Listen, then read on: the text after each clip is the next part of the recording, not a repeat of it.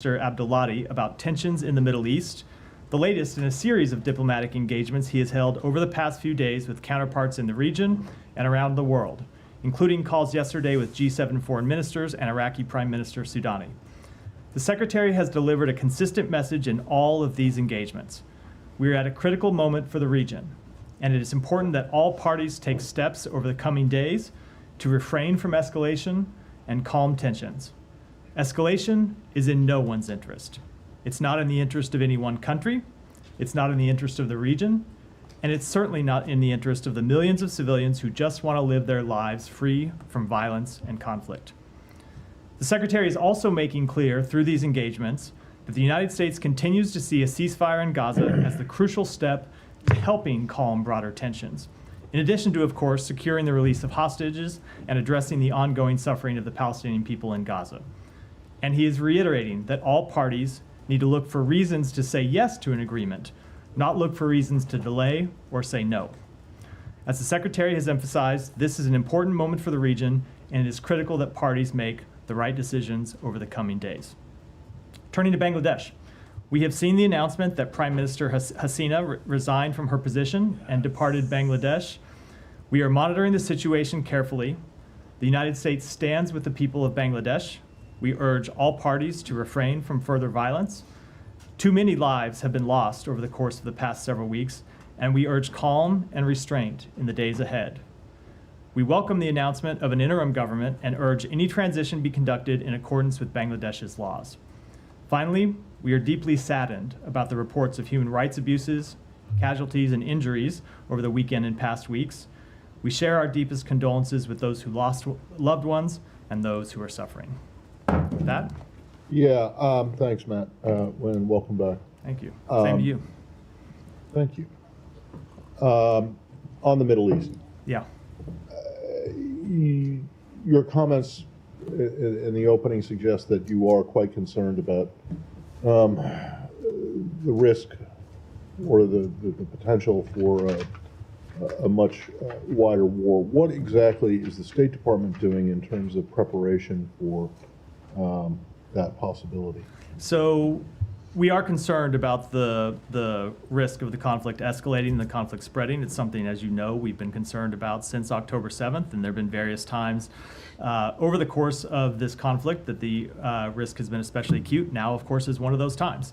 And so what we are doing, the Secretary and others in the State Department are communicating with all the relevant parties in the region to make clear, as I said in my opening remarks, that escalation is in no one's interest, and asking that people use their diplomatic relationships to make that clear to others in the region. Okay, for this, my specific question, and I'm sure there's tons to say about your outreach to other countries. I'm talking about internally within the U.S. government, what is being done to prepare for the possibility that that there is a wider war and that there will be American citizens in need. So there are a few different things. So let me take a broad answer to that before getting to the specific last one. Obviously, you've seen the Defense Department make certain announcements with regard to force posture. Deterrence is an important part of encouraging de-escalation. And so we will continue to take steps along that regard. Of course, we prepare for the possibility of further conflict. That being said, I want to just make it clear in answering the question that we don't think conflict is inevitable or should be inevitable, or that increased conflict is inevitable. We're going to continue to work to try to prevent it from happening. But of course, we prepare for all possibilities. That has been the case since October 7th. Obviously, you saw that over the weekend, we sent out a message to American citizens in Lebanon, making clear that Lebanon is a do not travel country. It's a level 4 country. We issued a security alert encouraging U.S. citizens who wish to depart Lebanon to book any ticket available for them, even if that flight does not depart immediately or does not follow their first choice route. And we'll continue to monitor the situation and make assessments and take actions based on response to real-time events. All right, so last one. You keep saying, or you're saying that a wider war is not inevitable, and you don't think it should be inevitable. But do you think that an Iranian response or an Iranian attack on Israel is inevitable, Oh. whether or not that leads to Yeah. a broader war? So I can't speak to what may or may not happen. That is a decision for Iran to make. We have been sending consistent messages through our diplomatic engagements, encouraging people to communicate to the government of Iran that escalation is not in their interest, and that we will defend Israel from attacks, and that escalation does not serve Iran's interests, just as it doesn't serve the interests of anyone in the region. So I don't want to say it's inevitable. Certainly the risk is there, and that's why we are pursuing these diplomatic engagements. And from your perspective, is any kind of Iranian response an escalation? I don't want to prejudge from here what our view of a response might be, other than to say we don't want to see Iran take further action. And that's the message we are consistently delivering to our partners in the region. Thank you. Yeah. Thank you, Matt. Welcome back. Given some of the tough rhetoric that we've seen reported between the U.S. and Israel, specifically about whether the U.S. would bail out Israel should it escalate another time after this one, are there any limitations being placed on U.S. involvement in what's expected to develop in the coming days? So I don't know what you mean by limitations. We have made clear that we will defend Israel against attacks from Iran, against attacks from terrorist groups. That is part of our longstanding ironclad security or our ironclad commitment to Israel's security. At the same time, as I made clear in my opening comments, as the Secretary made clear in comments he made on the road last week, we don't want to see any party take steps to escalate this conflict. By limitations, I mean there's a difference between intercepting and defensive actions versus engaging in counterstrikes or even preemptive strikes, which have been floated by the Israelis as a possibility. Is there anything that the U.S. is drawing lines in front of in terms of those actions? So I'm not going to get into the conversations that we have with any of our allies or partners in the region, other than to say, there's a general rule, we don't want to see escalation. And that is a statement that applies to all parties to this conflict. Given the Secretary's call as the President's personal outreach to King Abdullah in Jordan, can you say whether the Jordanians are as willing as they were in April to engage again in the coming days' development? I'm not going to speak to that in detail. Obviously, in April, we were able to put together a coalition of countries that were willing to defend Israel against attacks from Iran. We do believe it's important to continue to defend Israel against attacks, whether they come from Iran or whether they come from Iran's proxies. We, of course, have conversations with our allies and partners about that, but I'm not going to detail those publicly. Again, I do want to say that we don't think these attacks should be inevitable. We don't think that they should happen. We don't think that they're in Iran's interests. But of course, it is prudent for us to take steps to deter and eventually, if necessary, defend against those attacks should they occur. Without specifying countries individually, are you confident that you have at least the same level of coalition that you had assembled in April? I just don't want to speak to it publicly. We are committed to the defense of Israel against attacks from Iran and its proxies, and I think I'll leave it at that. Okay, two more questions. One, are there any preparations being made to evacuate U.S. citizens from Lebanon at this stage? So we always plan for all contingencies, and that's not just a statement I would make today. That is something that we have has been clear since October 7th. We have planned for all of the possible contingencies, including the broadening of this conflict, including the escalation of this conflict. Our posture as it relates to American citizens in Lebanon today is that we recommend that U.S. citizens who can depart Lebanon find a way to do so.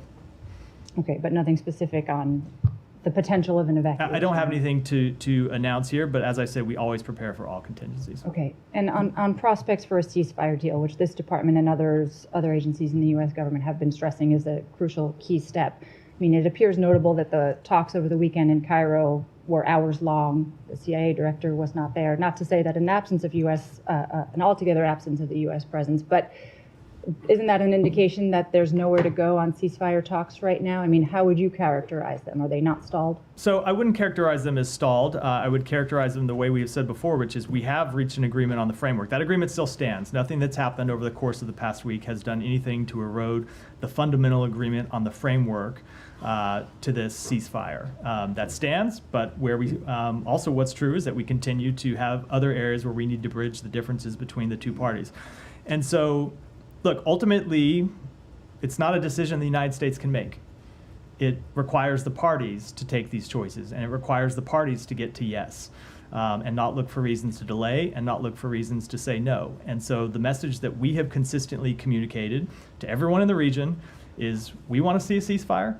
We think a ceasefire is in the interest of Israel. It's in the interest of the Israeli people. It's in the interest of the Palestinian people. It is in the interest of the broader region. So we are going to continue to use all of the diplomatic muscle, all of the influence that we can bring to bear to push to get this ceasefire over the line. And since this is the first time we're hearing from you specifically, I mean, would you say that the assassination of Hania, who was, of course, a lead negotiator in these talks, was at least not conducive to seeing them brought over the finish line? The president spoke to this over the weekend, and I think I'll let his word stand. He said it certainly didn't help. Okay, I have another one on Russia later. Okay. Thanks. Jordan has, of course, been heavily engaged with the Iranians as well. President Biden had a call today with his counterpart in Jordan. Can you say if any messages to Iran have been disseminated through the Jordanians or any other channel urging de-escalation? So I will let all of the countries in the region speak to what diplomatic engagements they might have had with Iran. But obviously, one of the points of the engagements that we have had is to urge countries to pass messages to Iran and urge countries to make clear to Iran that it is very much not in their interests to escalate this conflict, that it is very much not in their interests to launch another attack on Israel.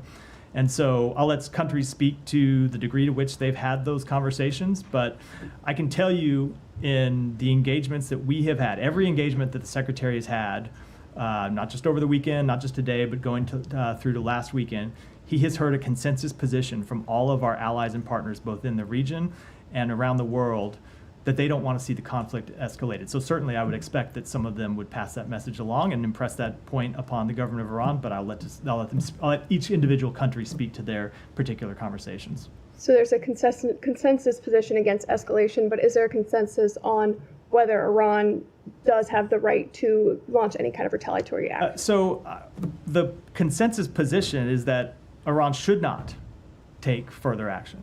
That's what we hear over and over, is that further action just raises the tensions, raises the risk of the conflict spreading and getting out of hand. Look, the last time we found ourselves in this position, when Iran launched attacks against Israel in mid-April, you saw a series of attacks, and then ultimately the conflict didn't widen further. It's not to say that those attacks were in any way acceptable. Of course they weren't. That's why we'd help defend Israel against them. But that was a moment of real peril for the region, and we were able to chart a path that ultimately got us through that time without it tipping into a wider war. But every time you have one of these cycles of escalation, you have a risk of parties miscalculating. You have the risk of them taking actions that get out of hand or that have unintended consequences, and that can affect the ceasefire negotiations. It can affect the risk of broader conflict. And so the message that we are consistently sending is don't take this step. You don't need to. It doesn't serve anything, and it only puts the entire region at risk. Alex, go ahead. Thank you, Matt. There does seem to be consensus that something is coming and that something is coming soon. Now, I was wondering if you could speak to reports that the Secretary told his counterparts, the G7, that this could happen today or tomorrow, and why you think that the time frame essentially has shrunk compared to last time when Iran took a bit more time to prepare for their response. So I'm not going to speak to those reports. And again, as I've said, we don't think this attack should happen, and we are working to try to prevent it from happening. So I'm not going to give you any kind of window, any kind of delineation of when we might be in a window or a potential window of attacks that we're trying to prevent in the first place. So that's the focus that we have, is trying to impress upon everyone in the region that escalation is in no one's interest and they shouldn't take further escalatory steps. Have you seen any indication that Iran is preparing or Hezbollah is getting ready? I mean, obviously Hezbollah might be the more dangerous party because they're closer and their stuff might be pre-positioned. So I'm not going to speak to any type of intelligence assessments or other things that we might see, other than to note that Hezbollah consistently launches attacks across the border at Israel. It's not something that they would necessarily have to prepare for. You look at, just about every day over the past few weeks, there have been attacks that Hezbollah has launched on on Israel. So it is an ongoing it is an ongoing conflict across the blue line that we are attempting to manage and attempting to ultimately reach a diplomatic resolution to. And then just lastly, have you heard indications from Hamas after Haniyeh's funeral now that they are going to come back to the table? Have they told the Qataris, the Egyptians, that they do plan to continue engaging? I don't want to speak to the substance of negotiations other than to say that we continue to engage with our Qatari counterparts, our Egyptian counterparts. As I said, the Secretary had a call with the Prime Minister of Qatar earlier today, who of course is one of the lead interlocutors, and I think I'll leave it at that, other than to say our interlocutors, Qatar and Egypt, are making clear to Hamas the same thing that we believe, which is that they need to continue to work to get to yes in an agreement. Thanks. Yeah. Yeah, just on those. So the Secretary had calls with the Egyptians and the Qataris. What are they saying about, as has kind of come up? You've got one side. They've been the interlocutors in these negotiations. One side has just assassinated the lead negotiator. Are they willing to continue hosting these talks when it seems like one side is sort of has just taken an action that seems to threaten their position as mediator? They are, and we continue to express our gratitude for the role that both Qatar and Egypt have played in trying to reach a resolution to this conflict and trying to reach a ceasefire that we eventually want to turn into an end to the war, and of course beyond that into broader peace and stability. Both of those two governments have put an extraordinary amount of work into reaching a ceasefire, as we have put an extraordinary amount of work, and they remain committed to trying to push forward in negotiations and reach an ultimate deal. And just on the question of an Iranian response, so in April, there was an attack on an Israeli attack on an Iranian diplomatic facility or consular facility. I think at the time there was never a conclusion from the U.S. whether it did count as a consular facility or not. Now we've got an attack on Iranian territory. Do the Iranians have the right to self-defense in this case? So I'm going to answer that question this way. The right is one question, what's productive is another, and ultimately we don't think it's productive or conducive to anyone's interests, including Iran's, to conduct further actions, be they retaliatory or not. Any further action by Iran just raises the risk of increased tensions. It raises the risk of further response from Israel or from other parties, and ultimately gets us into this position that we have worried about from the beginning, that you get a conflict that can spiral out of control. Now, we are working to prevent that from happening, and I think the point that we are trying to make to all the parties involved is that they all have agency as well in trying to prevent that from becoming an eventuality. And so that requires all parties, including Iran, making the appropriate decisions in the days to come. And that means not taking steps that could lead to a wider conflict. I think it's incumbent upon them to make those types of decisions. In the interest of consistency, though, wouldn't your message to the Israelis is this is not helpful, or that's the president's words? I guess people would expect you to maybe go a bit further than to say this is not helpful when you're making these kind of requests of the Iranians not to respond. I mean, the president said that he didn't believe it was helpful, and the secretary said on Thursday that all parties should stop taking escalatory actions, and I don't think we could be any more clear than that. Just a brief follow-up on Alex's line of questioning.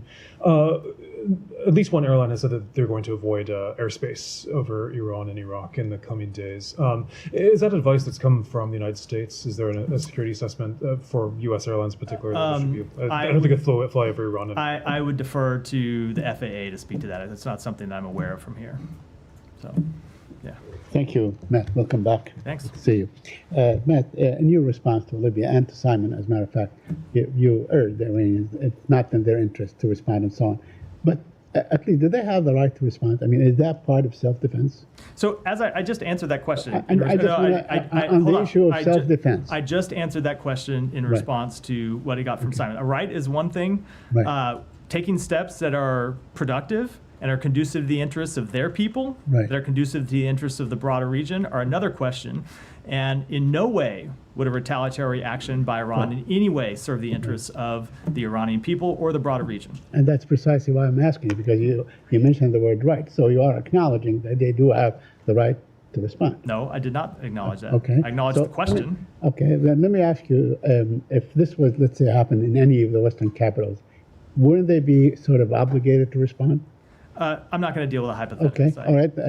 We'll deal with something real. Last week, a week ago yesterday, Sunday, an Iran rocket hit, or maybe intentional, hit a small town of Majil Shams, a Syrian town, Syrian citizens, and so on. And you said that Israel had a right to defend itself. I'm not you personally, but I'm saying, yeah. So what's different? I mean, you know, everybody was, everyone was saying Israel has a right to defend itself. Why doesn't Iran have a right to defend itself when the guest house, you know, I don't want to make comparisons, but it's like the guest house in London, or maybe Blair House, or anything. I mean, something that really touched the sovereignty of Iran. So I take the point of your question, Saeed. It is not in any way, however, Right. useful at all for anyone in the region for Iran to consider taking such steps because of the risk, as I said, that this could potentially get out of control. And that's the message we will continue to impress on them. All right, let me ask you on the negotiations. Why do you continue to have the notion that Israel is negotiating in good faith, when in fact it killed the chief negotiator of the other party?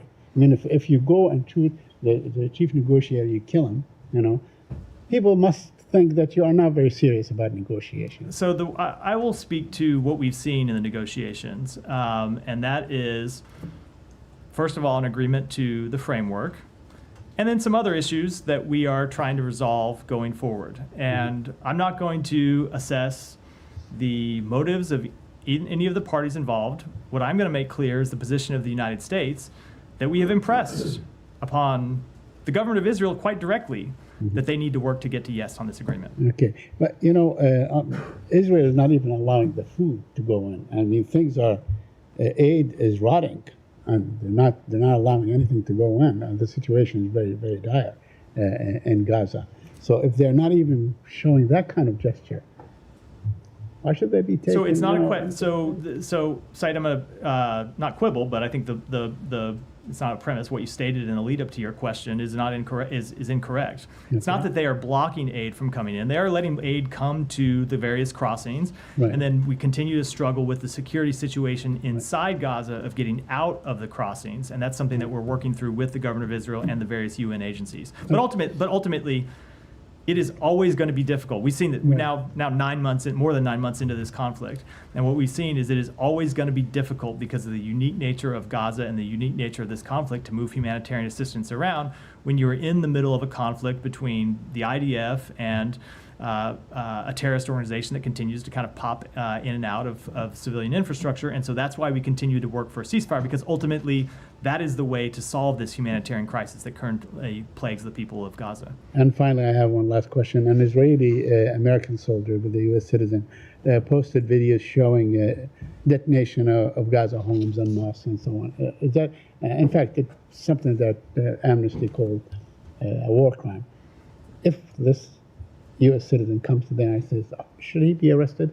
That's a question for the Justice Department. Justice State Department. But okay, but is that a war crime if you show that you have done that? So I can't. There's no way I can take any video devoid of context and pronounce judgment on whether it's a war crime or not from here. Fair enough. Can I Thank just you. check on one thing? Yeah. I think it was the third to last question that Saeed asked. The premise of it Doubt I was can go that back that Israel quickly. had assassinated the top Hamas negotiator.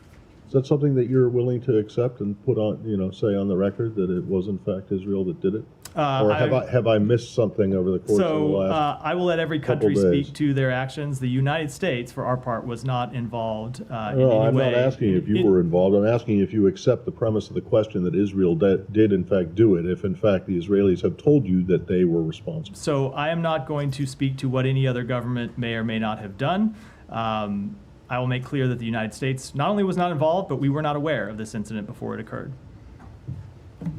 Yeah, keep Sorry if this was asked before I walked in. not the first time. I don't mean with you. In general, it happens. Right. It's been reported that Iran has sent a message to Israel through a third party, obviously, that it will be attacking Israel. Do you think this is a good sign that at least if it's giving, a warning that it will definitely be attacking, that it could be a little, maybe more limited and things stop there?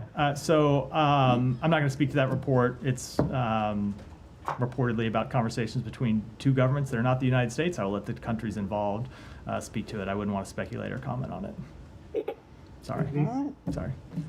Alex. Thank you, Matt. You said you expect each individual country in the region to speak up their mind. But Russia happens to be one of them, and Shoigu is in Tehran. I'm sure Russia is a Middle Eastern country? Well, I'm a regional country. Well, he said that he said that it's a broad definition of the Middle East, Alex. Yeah, I mean, they share a border as well. Overly broad, I would say. They are willing to cooperate. I'm quoting him in dealing with current regional You're issues. quoting who? Sorry. Shoigu. Shoigu, yeah. Tehran. What is Russia's responsibility at this point? Russia's responsibility, I don't think we have any, so I'll leave aside the question of responsibility. We don't have any expectations that Russia is going to play a productive role in de-escalating tensions. We haven't seen them play a productive role in this conflict since October 7th. They have, for the most part, been absent, and certainly we've seen them do nothing to urge any party to take de-escalatory steps. They give you the timing of this trip. Do you see this as an effort to undermine your efforts? I don't know what the timing of this trip relates to. Obviously, you can look at this two ways. One is any involvement Russia might play in the conflict in the Middle East, and so far we have seen them play really no role at all, certainly not any productive role. The other way to look at the possibility of this trip is it is furthering the relationship between the government of Iran and the government of Russia, and Russia going around tin cupping, looking for support for its illegal invasion of Ukraine. I don't know what that's the purpose of this trip, but certainly we have seen that security relationship between Iran and Russia before. You can move to Ukraine when you're ready, if you want to come back to me. Go ahead. Oh, yeah, I got it. Go ahead. Just slightly different from this. Do you see the UN statement today on UNRWA? I saw it right before I came out. We haven't had a chance to. My understanding is there's an underlying report that we have not yet had a chance to review. So. Okay. Are you willing to comment on it now? No. Let us get a chance to look at the situation, and maybe tomorrow we can have something to say. My question is Russia adjacent about detainees last week. Sure. So if you want to, okay. Sure. One is there were conflicting characterizations of whether Al-Sukur Masheva was in fact officially designated as wrongfully detained. Can you clarify whether she was or not before? She was designated as wrongfully detained. When did that happen? It happened last week, shortly in the days before she was returned home. Okay, and the family of Mark Fogel in legal proceedings against this department has argued that had he been designated as wrongfully detained, it would have also led to his release. Do you have any comment on that? So I'm not going to speak to questions that involve ongoing litigation for reasons I think you can understand, but I will speak to this issue in general. First of all, with respect to Mark Fogel, we are working to try to secure his release. We work to try to secure his release as part of this deal, and we're unable to. But we continue to call for his release, and we continue to work to secure his release. And I think, let me just point to the events of last week to talk about our record, because I have a number of times stood up here and been pressed why we haven't designated certain individuals as wrongfully detained. I think Alex asked me 2 weeks ago about the wrongful designation of Al-Sukur Masheva, and I think asked me, are we not designating her as wrongfully detained because she's a woman or because she's a Muslim? It's obviously not true, as I said at the time. And the point I made is when we say that we are working to get someone's release, we mean it. And our record backs it up. And sometimes we are working to obtain their release when they have officially received a wrongful detention determination.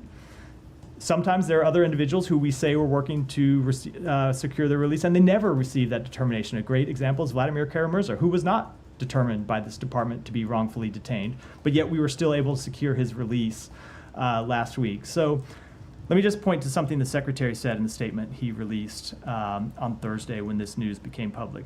And that's that he knows, he had a lot of difficult conversations, as you would imagine, right, with the families of those who have been wrongfully detained and others who have been detained overseas over the past couple of years. And he can certainly understand that there were times that they worried that our efforts would not bear fruit.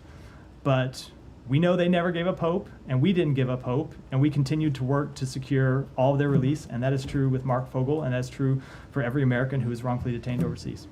I certainly understand, and I'm not a lawyer for the family, that, you know, it's not maybe a prerequisite, a requirement for an American to be released, but it is a fact that 3 out of the 4 Americans in this case were designated as wrongfully detained, and that led to their release, as was Brittany Griner. So just if there's anything else you want to say to the Fogel family at this particular point. So I would say to the family, as you've heard from others in the administration, that we continue to be committed to securing his release, and we continue to work on it, something that we think about every day. And the same thing that we said to the family of Paul Whelan, when Brittany Griner was returned, and we had tried to get Paul Whelan out as part of that deal, and it just simply wasn't on the table. It wasn't on the table as part of that deal. And we made clear to Paul, and we made clear to his family that we had not forgotten him, and that we would continue to work on his release, and that was true, and ultimately we were able to get him home. The same thing is true with Mark Fogel. We continue to work on his release. We really wanted to get him out as part of this deal. We're not the only party to the deal, right? And we weren't able to do it, but we continue to work on it. And just with this question of wrongfully detained, not wrongfully detained, which we get asked about a lot for very understandable reasons, I would just note that there is a statutory review that we have to go through that lists certain factors that we have to apply when making the determination about whether someone is wrongfully detained or not. And we go through that, and we have to apply the law rigorously, and that's what we do. But there are others who, for whatever reason, we have not made the determination at any one time. They have not met the statutory criteria. But if there's someone that we say that we're working to bring home, you know, like Vladimir Kara-Murza, we're working to bring him home, and hopefully someday we will.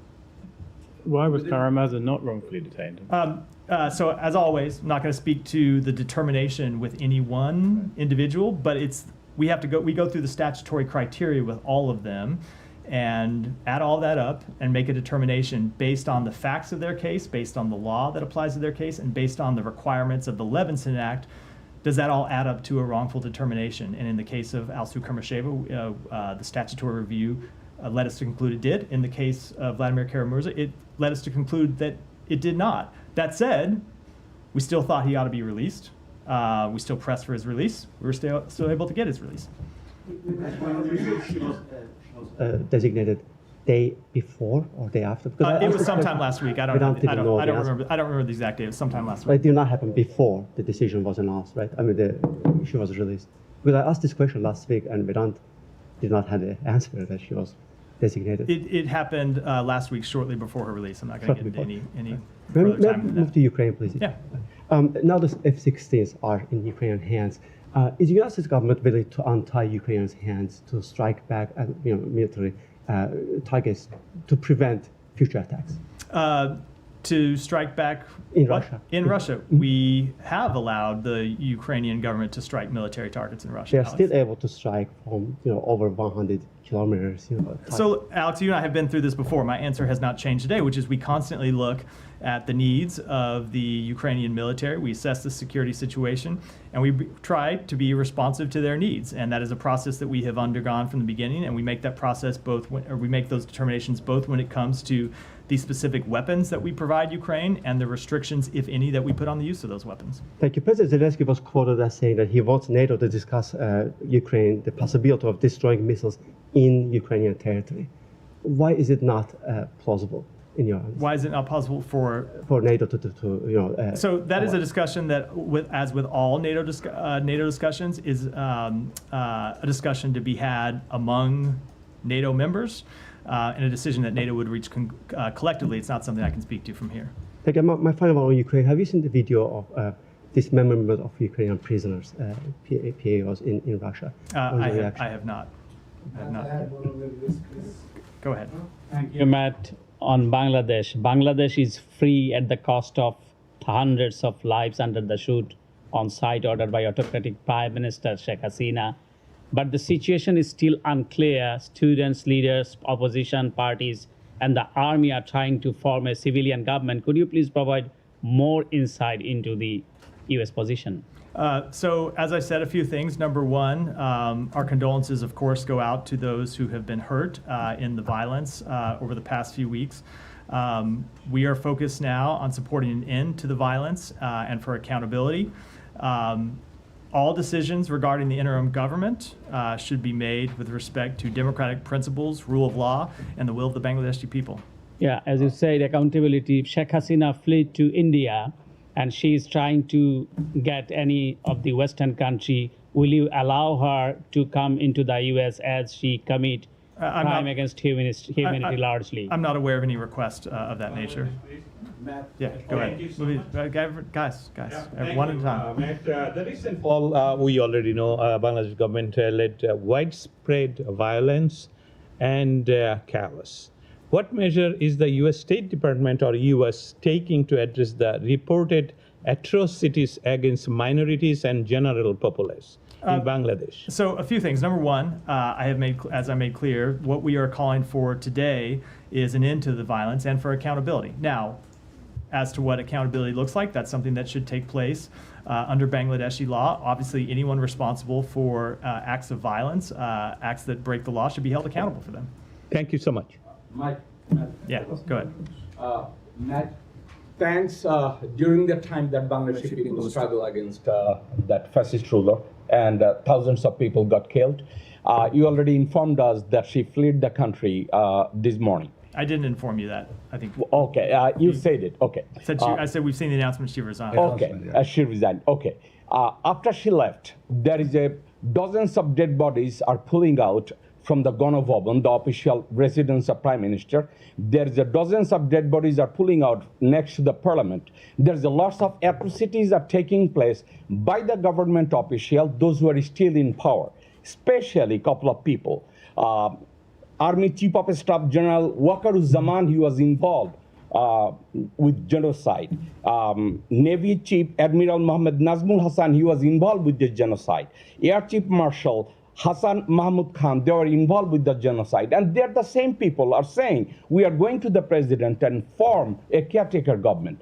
So, as a matter of fact, when was the last time we heard a killer is going to do the justice for another killer? So let me say a few things. Number one, with respect to the violence over the past few weeks and the deaths that have occurred, it is vital that we have full and transparent investigations to ensure accountability for these deaths. Second, as it relates to the interim government, as I made clear in my opening remarks, we think that it's important that we focus on the Bangladeshi people's democratic aspirations and see a path to democratic governance. Does America support Bangladesh military to install a caretaker government? We want to see the Bangladeshi people decide the future of the Bangladeshi government. Thank you. Jenny. Oh, yeah, go ahead. Go ahead.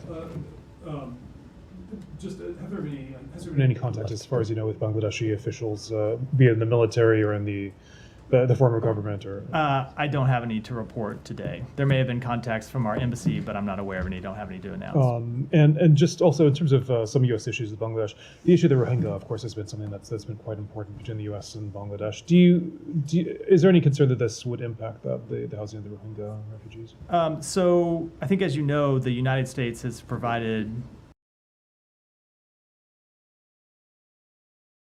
Going to try to do the number from memory here. I think it's around $2 billion to assist with refugees in Bangladesh. And I don't have any immediate comment on how this change of government might affect those programs. I would certainly hope that it wouldn't. We think it's important that Bangladesh continue to provide hospitality to those refugees, and we'll continue to work with them to do so. No, hold on. Guys, hold on. Simon, did you have an? Yeah. Sean asked most of my questions, but I did want to ask on is there ongoing assistance to Bangladesh, both in terms of humanitarian aid that will continue, and also military assistance continue, given I guess this is not a coup, but there's questions over the transfer of power. Yeah, so certainly with respect to the kind of allusion in the last part of your question, so we've seen all that we know right now is we've seen the announcement from the government that she resigned. We don't have any further information about how that resignation may have taken place. With respect to, and that goes to the question, obviously, of financial support. So with respect to financial support in fiscal year 2023, the United States provided over $212 million in bilateral economic development and health assistance to Bangladesh. Obviously, I don't have any announcements with respect to those programs, other than that we would like to see them continue because they're important to our relationship with the people of Bangladesh. And just to confirm the question Sean answered, it was we've provided nearly $2 billion in humanitarian assistance to support Rohingya refugees since August of 2017. Can I just take just another question on that? Just taking a step back a little bit. I mean, how do you actually feel about the Army's role? How does the United States feel? Do you think that they were productive in this? Is there any concern that an interim role could become more than an interim role? So let me answer that two ways. One, with respect to their role over the past several days, we have seen the reports that the Army resisted calls to crack down on the protesters, and if those reports are true, certainly that is something that we would encourage. We don't. We made clear, I think, for several weeks now that people have a legitimate right to protest and to peacefully assemble, and we opposed any kind of violent crackdown. So if it is true, in fact, that the Army resisted calls to crack down on lawful protesters, that would be a positive development. With respect to where we go from here, what we want to see is democratic order. We want to see the Bangladeshi people choose their own government, and that's what we'll be looking for in the days and weeks ahead. Let me go to Janie. Thank you, Matt. Two questions. North Korea announced that it will deploy a large-scale tactical nuclear ballistic missile launcher to the front lines. What do you think of North Korea's sudden actions? We would encourage North Korea to discontinue taking provocative and unproductive steps and return to the negotiating table. Do you think North Korea's seventh nuclear test is imminent? I don't have any assessment to offer on that. A quick question. North Korea is currently experiencing many casualties due to flood. South Korea said it would provide humanitarian aid, but North Korea chose only support from Russia. What do you think of North Korea, which selectively chooses humanitarian aid? So obviously our thoughts are always with the people of North Korea as they are with the people of any country around the world when they suffer a humanitarian disaster. And whatever differences we have with any government, those are not differences with the people of that country. And so we would hope to see the humanitarian needs of the North Korean people addressed. And I'll let South Korea speak to decisions or offers that they might have made. Thank you. Eva, do you have? Yes, Matt. I know you didn't want to answer a question about the limitations, on whether there are limitations on U.S. support to Israel. But my question, when you say that no one, and your message is no one should say no to de-escalation, is it applicable to everyone? Is it applicable to all parties? Is this your message to Israel? I mean, yes. My statement, when I said all parties, I very much meant all parties, as did the Secretary when he spoke to this last week. Thank you. Yeah, go ahead, and then I'll go. Thank you, Matt. The Iranian Security Council members spoke to Kuwait's Al Jarida newspaper, and they said that a U.S. delegation has visited Iran through Turkey with the mediation of Oman. What's your comment on that? And has anyone from the State Department or the U.S. government spoke directly with the Iranians on this issue? So with respect to Iran, we've always said we have the ability to send messages to them or to get messages to them when it's in our interest to do so, and I will leave it at that. And last time when the Iran attacked Israel on April 13, they said they claimed that they sent wide notes to everyone, including the U.S. They said the U.S. that they are going to attack Israel. Have you received any notification from Iran on this? So let me just say a number of things. That there were reports about what Iran said to us last time that proved to be completely untrue. There were, you may remember this, that there were a number of things the Iranian government put out that just about messages they sent to us that just were false. And with respect to any communications, I'm not going to speak to them now, other than to say you should be highly skeptical, as always, about reports of what the Iranian government may or may not have sent to us in a message through an intermediary, a third party, or otherwise. And last thing, and how did Iran receive your messages through your diplomatic engagements? I will let the countries who are party to those diplomatic engagements speak to that. As I said, and I think in response to one of the questions earlier, we are making clear to all of our allies and partners in the region and beyond who have diplomatic engagements with Iran that they should press Iran to take de-escalatory steps and refrain from further escalation. But I'll let those countries involved speak to any specific conversations. Ryan. Thanks, Matt. Not sure if you saw, there was a report in Semaphore that the Wall Street Journal tried valiantly to try to confirm its reporting on the UNRWA allegations made by Israel. Yeah. Talked to American intelligence sources, Israeli intelligence sources, were completely unable to substantiate them. Does the State Department have anything new about those UNRWA allegations? And in the future, will the State Department consider allegations coming from Israel differently, given that these have not yet been backed up, but such drastic measures? So I did see that report, and I think it is a good time to remind everyone that the action that we took was not in response to information that the government of Israel brought to us. It was in response to UNRWA coming to us, and UNRWA saying that they had received these allegations from the government of Israel, and they found them credible. And so that was what led us to make the decision that we made. It wasn't getting anything from the government of Israel. It was when UNRWA itself said they found the allegations credible that we thought it was an appropriate step to take to pause the funding. Now, with respect to the underlying investigation, so Sean asked me about, I believe the UN has issued a statement about it earlier today. We have not yet had a chance to review either the statement or what I understand to be an underlying report, but we'll certainly do so over the coming days, and we'll leave it until we've had a chance to do so to pass judgment. And the IDF also announced that they assassinated the Gaza Minister of the Economy. I'm curious, does the State Department consider somebody like that to be a combatant? So I didn't see that announcement. I don't know who the person was. I don't know if he had an active role in the Hamas military wing or not. So I would to be able to answer that question, I'd have to know more about the specific. They said he counts because he had a role over the economy, and the economy has a role over manufacturing, and within manufacturing there are weapons that are manufactured. Again, I'd have to look at it in more detail before I could give you any kind of detailed assessment. Go ahead in the back. Good afternoon. Yeah. I have just a follow-up. There is a transition period from a caretaker government in Bangladesh. Does America have any plan to assist Bangladesh in rebuild its economy? Does it have plans to what? Does the U.S. have plans to what? I didn't catch the last part. Rebuilding its economy.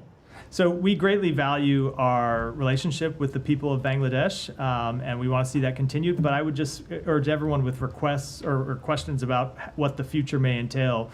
We are not even 12 hours out from the reported resignation of the Prime Minister, so I would encourage everyone to just, respectfully, take a beat before making any kind of long-term assessments. Go ahead. Just to follow up on the ceasefire negotiations, you said they're not stalled. What are you basing this answer on? Are you getting any signs from any government in the region that they're pressing either the Palestinians or the Israelis to actually agree to the ceasefire? So it is based on our conversations with the other interlocutors, is based on our conversations with the government of Qatar, with the government of Egypt. Now, that's not to say we've come to agreement on all of the underlying issues. We clearly haven't. We need to bridge those differences, but we continue to work through it productively with the interlocutors. We know they are pressing Hamas to accept a deal, just as we are pressing Israel to reach a deal, because we think it's important to do so, and that's what we're going to continue to do in the days ahead. And do you think it's possible to press Israel, given that it doesn't seem to be in Netanyahu's interest at this point to reach a ceasefire? At least that's what the Israeli media is saying. That's what a lot of Israeli officials are saying. So the media says a lot of things, officials say a lot of things. We believe it is very clearly in the interests of the Israeli people, and that's why, among the reasons why we'll continue to push for it. Olivia, go ahead, and then we'll wrap for today. The media reports out of Israel is that now you have the head of the IDF, Shin Bet, and Mossad being quoted as confronting the prime minister and basically saying, either give us something to go on or there's going to be no deal. That's a paraphrase. Yeah. But does the U.S. not view those reports as credible? So I am never going to speak to reports about machinations inside any other government, or I don't know whether the veracity of those underlying reports. And ultimately, it doesn't change what we're trying to do, and it doesn't change our approach, which is what we're trying to do is reach a ceasefire, and the way we're approaching it is continue to work with the parties to try to get one over the line. Nothing about those reports changes our goal. But is that not an exercise in futility if the de facto leader of the country is reluctant to We do not believe it is. Look, President had a very direct, candid conversation with the Prime Minister about this last week, and we will continue to engage with them to make clear that we believe a ceasefire is in their interest, just as we believe it's in the interest of the Palestinian people, and work to get one over the line. With that, we'll wrap for today. Thanks, everyone. Oh, do you have one more? Can we just talk about Venezuela? Yeah. For a moment. It's important. How do we go through without giving you a question? I'm here There's a lot to, going on today, yeah. But can I just ask, the Secretary had the call and the statement last week with the opposition there. Is the U.S. ready to recognize another interim president, similar to what happened earlier with Guaido, or is it more just a matter of not recognizing Maduro as the victim? That's not a step that we are taking today. Where we are today is we are in close contact with our partners in the region, especially with Brazil, Mexico, and Colombia, about a path forward. We continue to urge the Venezuelan parties to begin discussions on a peaceful transition back to democratic norms.